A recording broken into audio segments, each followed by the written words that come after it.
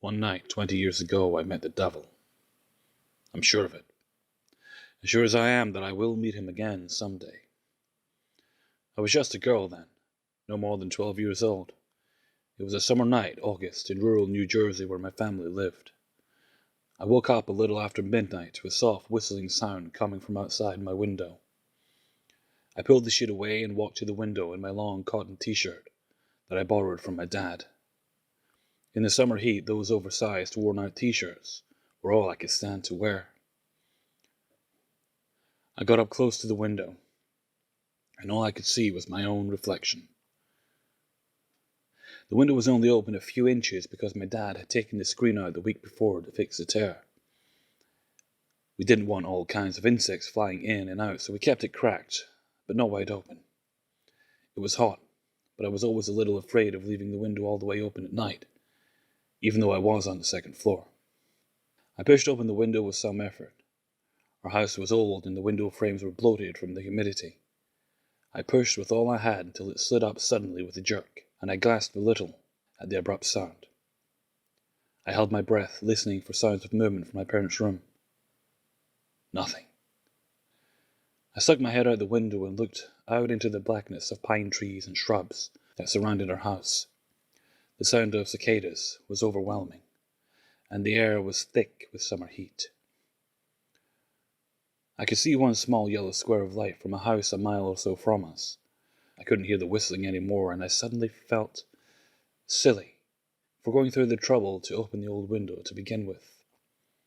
After standing there for a moment, I started to feel like I was coming out of a dream and thought, perhaps I had been sleepwalking. I wasn't even sure I'd heard anything at all at that point. I remember feeling wide awake and alive, excited even. Sometimes you have these moments when everything feels right on track in your life, and it seems there is so much to look forward to, and there's almost a physical swelling of your heart. I used to feel like that a lot when I was young, especially in the summer, the magic season for a kid. I don't ever feel like that anymore.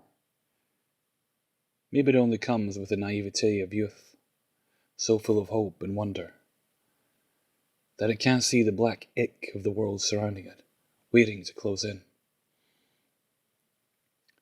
I felt that hopeful feeling on that August night. I was about to go back to bed when I heard the sound again. It was whistling. It was a beautiful sound, melodious, complicated, and ever-changing, and my mood changed with it. I was anxious but excited. In hindsight, I don't know why I wasn't more afraid. The sound of a human whistle floating up from the woods at night seems terrifying now, but I was enchanted. I looked down eagerly. I was searching for the sound. I saw the bushes move on the edge of the tree line in front of my window. The whistling got louder. I giggled at the sound. It filled my heart and made me giddy. I started dancing. I remember dancing with my eyes closed, and I felt so light. I felt all of my anxiety drift away into the night, all of the images of my parents fighting and my dog when he was really sick right before he died, and getting laughed at in math class when I didn't know the answer, and all the worries and sadness that I had accumulated in my young life floated away. I felt wonderful. To this day, I have never felt as happy as I did that night when I danced in my big t-shirt like no one was watching. But someone was. The whistling stopped and my mad dancing stopped with it. I was panting and sweating and out of breath. I looked at my bedside clock and realized that I had been dancing around like that for nearly an hour. I went to the window and stuck my head out, desperate for a breeze and for that music. I looked down and saw a boy. He was my age and as pale as the moonlight. He looked up at me with beautiful blue eyes, or hazel or greenish, or maybe even violet. They change every time I picture them. They were the most beautiful eyes I had ever seen. He was smiling at me. "Hello," he said in a voice almost as beautiful as his whistling. Hello," I stuttered back at the boy. I suddenly felt absurdly nervous that he may have seen my terrible dancing, and would tell everyone in the neighborhood what a tremendous loser I was. "What's your name?" he said. I'm Olivia. Who are you?" I sputtered. "My name is Lucien. My family and I had just moved into an old house down the road. It's surrounded by so much forest. I've been exploring all night. We're from the city, you see. Do you want to go on an adventure? No? I'm not allowed out at night, I said. He smiled at that, and it was the sweetest smile I had ever seen. I'll never forget his face. It was the face of an angel. I already knew I wanted to sneak out and be closer to him, but the idea of leaving in the middle of the night was out of the question. My parents' door was on the way to the steps, and every floorboard on the way creaked. And yet, that smile made me feel safe and wild all at once. Come on, he said. I have my dog with me. We'll be safe. Just then a large black dog, bigger than any I'd ever seen, came bounding out of the bushes. He looked like my uncle's mastiff, but bigger, and with long, shaggy black hair. Despite all of that, he wasn't intimidating. He was playful and ran around with his big pink tongue wagging and his happy dog eyes gleaming. I was delighted at the sight of him. I loved dogs so much, and since their old Westie had passed away, I had longed for another friend to fill the empty space.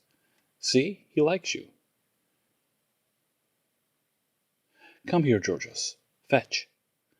He yelled as he threw a stick into the woods. The dog jumped into the darkness of the woods, and all was silent until he jumped back out in the open with the stick in his mouth. I covered my mouth as I laughed.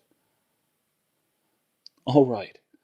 I'll come down to see the dog, but we have to be quiet, and we can't go far, I said. He flashed a brilliant smile at me. His skin glowed in the moonlight. I grabbed some sneakers and snuck past my parents' room, missing all the creaks by some stroke of luck. I opened the back door, and he was standing there with the dog. They were still as statues. The night was silent. Lucien still had his plastered-on smile, but the dog was quiet and had lost all his puppy-like energy. He looked like a guard dog. Olivia, I'm so glad to meet you. I am so eager to get to know the people around here, he said with a notably adult tone that seemed odd coming from such a young boy. I looked at the dog again, who was staring into the distance. Would you like to pet him? You can if you want. He won't hurt you. He's very obedient. Yes, sure, I'd love to pet him. I love dogs. I reached out and gently touched the top of his head. It was surprisingly cold and rough. His fur was very coarse, and he smelled very bad. I didn't want to be rude, so I stroked his head a few times as the beast stared straight ahead. Olivia, I'm so glad you came down to see me. I have to help my father around the house during the day, so I haven't been able to meet anyone my own age. And you were so pretty, he said while pushing a hair away from my face. It was a romantic gesture, one I had seen in movies, and I'd always hoped someone would do to me. I'm glad I met you too. I should probably go back up now. But we could go swimming in the lake tomorrow if you have time. I'm afraid I can't tomorrow. I'm not sure I want to go home at all. You see, my parents are always arguing, and my father is a volatile man. He won't let me leave his sight most of the day, and hits me if I try to argue. This is why I go out and explore at night. I don't know how else to be free, he said, looking on the verge of tears. My parents argue too. My whole family argues. It makes me afraid to say the wrong thing. It's like walking on eggshells around them. I said, suddenly overwhelmed with emotion. I felt angry and sad and saw all the cursing and fighting and started to cry. He kissed me then, and it was bliss. I felt a deep longing I had never experienced before, and never wanted the moment to end. I want to show you something, he whispered. And his eyes looked so full of grief and sadness that I wanted to trust him. He took my hand, and it sent a shiver up my spine, but I went with him. We stepped into the darkness, and I looked over my shoulder at my little house that looked unfamiliar and cold. I walked into the woods with a demon and almost never walked back out again. Or maybe I didn't. Maybe the part of me that really matters stayed in those woods. We walked for a while, and my eyes got heavy, and I closed them. He led me by the hand, and I slept while we walked. I must have, because I woke up in a shed. He was standing at the doorway with his dog and smiling at me as I woke up on the dirt floor of an old shed.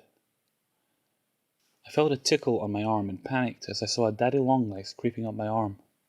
I smacked it off and jumped up crying already. The boy was standing in the doorway with his dog. He started to speak, but the cicadas were so loud that I had to put my hand over my ears. The sound of them echoed and re-echoed in the small shed. It was head-splitting. He was speaking to me, but all I could see was his mouth moving. It looked like he was saying, "Just wait." Then he walked away, and the dog followed him. I tried to get up, but the blood rushed to my head, and I blacked out. I woke up to the sound of snapping twigs, and I jolted awake. I have never been so scared in my life. It was then that I realized just how bad my situation was, and in the darkness of the woods late at night, the imagination of a child can conjure up only the darkest of ideas. The worst of it was that I wasn't imagining them. Someone or something had led me there, and I was alone in the woods, completely lost. And someone was coming. I listened for the sounds again, and I heard some grunting and heavy breathing. I hid behind some old crates at the back of the shed, and I noticed the melted wax candles all over the top of them. I ducked down and held my breath as a shadow fell in the doorway. A large man hauled a sack into the shed and stood catching his breath in the doorway. I started to cry and shake, and I held my hand over my mouth so I wouldn't give myself away. I peered through the gaps in the woods to see if he had left. He was there, and he bent down with a large hunting knife and cut open the burlap sack. He walked over to the crates, and I thought he would see me, so I closed my eyes and thought of my parents and hoped that maybe this was all a dream. He lit the candles, and the shed glowed with orange light. He walked back to the sack and pulled out a woman, and she was dead. I lost myself in that moment. The man began a ritual that I don't have the strength to write out, but he spoke ancient words that sounded like Latin, and he cut her. I can't say more than that, mostly because I passed out and somehow was not found. I woke up to the rising sun and an empty shed. There was no evidence of anything having happened except the melted candles and the fresh dirt that had been thrown over the floor. I stumbled home and hugged my parents and wept. I told them what I could remember. My mother called the police and gave me a sedative so that I would calm down and sleep. When I finally woke up, the cops were there, and I told them what I had seen. They found 9 bodies buried out there around the shed, and said it looked like some kind of satanic ritual. After a week of searching, they found the killer in his home, about a mile away from that place. It was an old shack that everyone thought was uninhabited, but this vagrant had taken up inside, and apparently there were drawings and words written all over the walls in blood, and some kind of altar with bones around it. There were animal bones and human bones. The man had hanged himself from a beam in the middle of the room, and his feet had been chewed away by some kind of animal. We moved to Pennsylvania, near my mom's sister's place after that. I could never sleep in my own room until I moved to Philadelphia. The city feels safer. When I must visit my parents, I never stay long. I can see that black dog out of the corner of my eye whenever I am near the woods. Sometimes I see him in the city too, in the park when I'm sitting alone.